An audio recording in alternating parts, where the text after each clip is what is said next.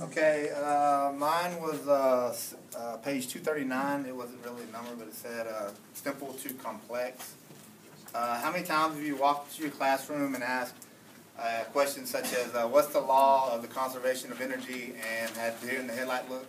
Like, I don't even know what conservation means, kind of thing.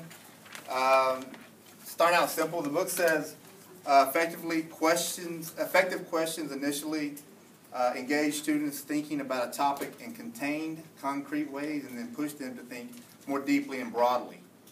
So when you're talking about energy, I'm a fifth grade science teacher, so I want to start out with saying, what's the definition of energy, or what is energy? And then I'll wait and find out that it's the ability to do work. Well, what is work?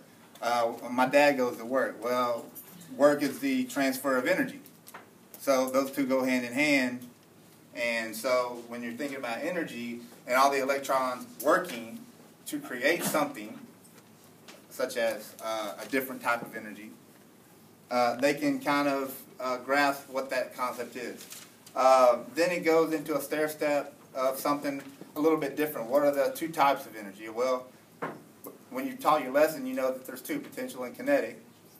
And then those are classified into different forms of energy, such as mechanical and electrical and solar. And they start getting higher level questions. So what are some forms of energy? Well, they have to start thinking. Well, which one? There's six or seven that he's taught us. What's the seventh one? And they have to think about it. The initial point of that is to go into another stair step that energy can transform from one form to another. Okay, which gets you to the point of the law of the conservation of energy, which means that energy cannot be created nor destroyed, but it can transform from one form to another. Starting out simple, and then getting their minds to slowly get to turning and working into a more complex and more broad manner. Not throwing too much at them at one time, so that you don't get that deer in the headlight look.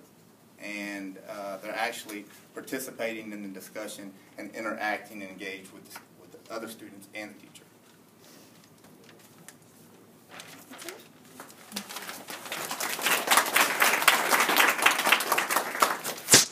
Okay, so reviewing, work the clock is essential because you know your time is really valuable. So this was which number, guys? Was it a page number? It's just a page number. So work the clock is really important. If you don't have a timer, you can use those electrical computerized timer. You can Google those and use those on your computer, and just give your kids, we're going to spend 3 minutes on this. You have 3 minutes to do this, and put your timer up on your computer and let it count down. And that way they don't waste time. They know we've only got 3 minutes to do this piece of group work, or discuss this with our partners, or whatever. And they will then use their time wisely, okay? So work the clock, really important. Changing the pace.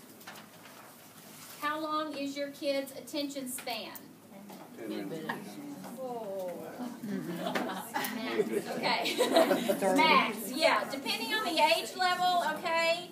If you're talking a kindergartner, I'm going to say 10 seconds. No, hopefully longer than that. But depending on the age level, okay, definitely changing the pace is going to be really important. They're not going to be able to spend 45 minutes on an activity, right?